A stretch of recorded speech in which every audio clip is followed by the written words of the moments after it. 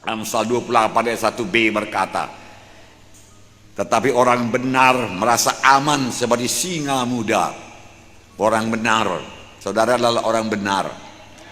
Kalaupun saudara jatuh ke dalam dosa, akui dan bertobat, maka darah Yesus menyucikan saudara.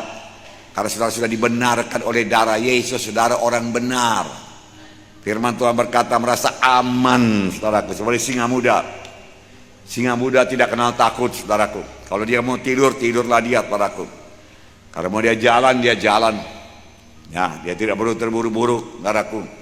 Saudara, semua binatang-binatang yang lain takut kepada singa muda karena dia kuat tangkas, saudaraku. Berani. Oleh sebab itu anak Tuhan juga harus berani, karena firman Tuhan berkata, orang benar akan merasa tentram, merasa aman seperti singa muda.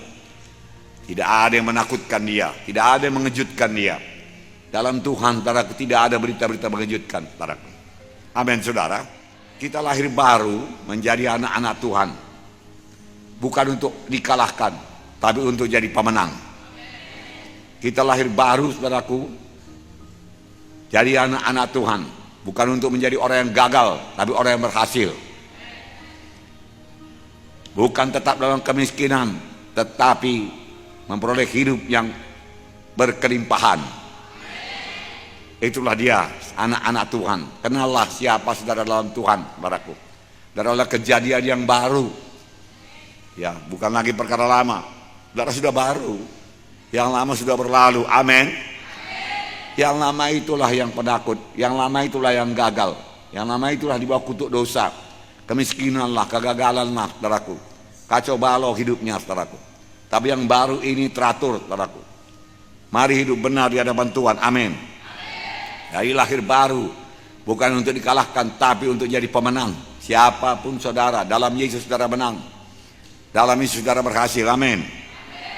Nah, Tuhan Yesus sendiri, saudaraku, berani. Dengan tenang dia mengajar, dia tidak pernah terburu-buru, saudaraku.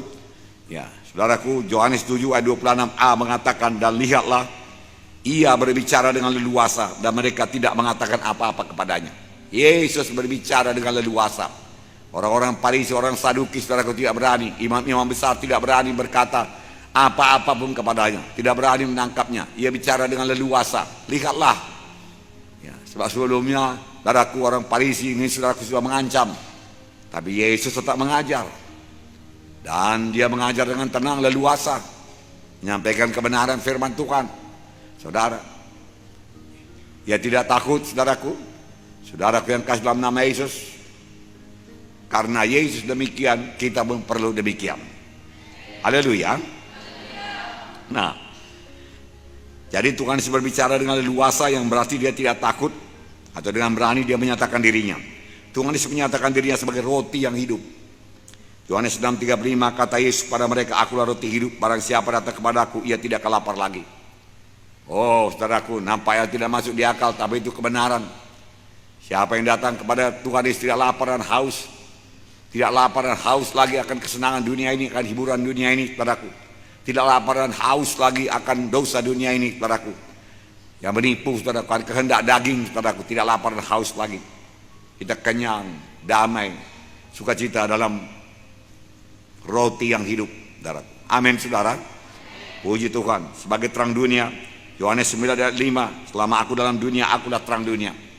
Dia mengakui terus terang siapa dirinya, saudaraku. Dia tidak menyembunyikan, dia tidak takut, saudaraku. Ya. Kemudian dalam Yohanes 11 ayat 25 berkata, jawab Yesus, akulah kebangkitan dan hidup. Barang siapa percaya kepadaku, ia akan hidup walaupun ia sudah mati.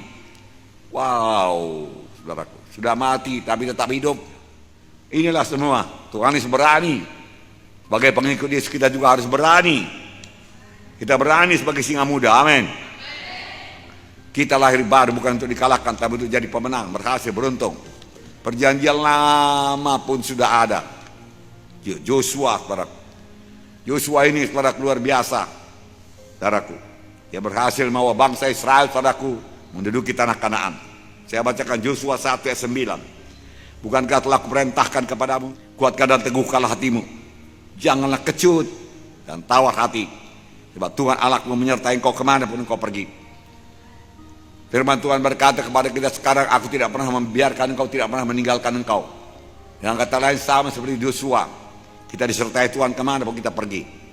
Dan firman Tuhan berkata, janganlah kecut, janganlah tawar hati, jangan kecut, jangan takut. Ya, Musa hamba Tuhan sudah meninggal dunia, dipanggil Tuhan. Musa dipakai Tuhan luar biasa, tanda ajaib mujizat luar biasa. Bukan mudah menggantikan Musa.